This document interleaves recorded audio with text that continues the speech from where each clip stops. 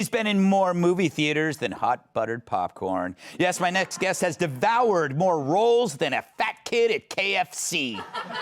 Sometimes he plays the good guy, sometimes he plays the bad guy, but he always plays the handsome guy. He's even chasing the world record for appearing in more movies than anyone in history. Joining me now, the uber-talented legend, Academy Award-nominated actor Eric Roberts. Eric, how are you? I have never had a nicer intro in my entire career. Thank you so much. How many movies have you done?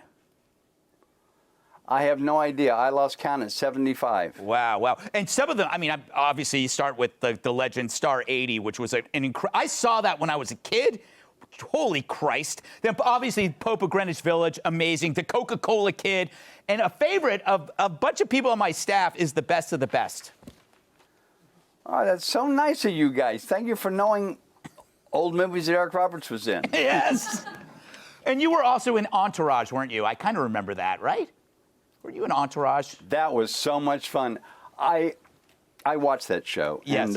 And they say my name about five times a year on it. So I heard them say my name one night. So I called my lawyer who handles those writers, and I said, if they're going to talk about me, have me on the show, dude. I love this show. Yeah. He said, I'll call you back in 5 minutes. And he did. And he said, they'll want you on the show, but one thing, will you sell mushrooms? Yes. I said, yes. Yes. Thank God for that. It was all about doing mushrooms in the desert.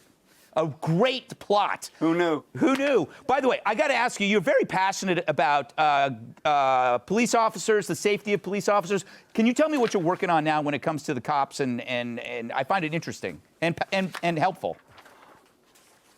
Well, I'm a proponent of InVest USA. InvestUSA.org is their website. And they give bulletproof vests to policemen. And when I found out that only 10% of all cops have chest protection, 90% don't. I mean, you know. Yeah, that sucks. It's a job that requires dealing with people who aren't very nice and are sometimes armed. So, you know, we have to take care of our guys. Can I ask you, what do you think is behind the increase in homicides and say the kind of the negativity towards the police in the last few years?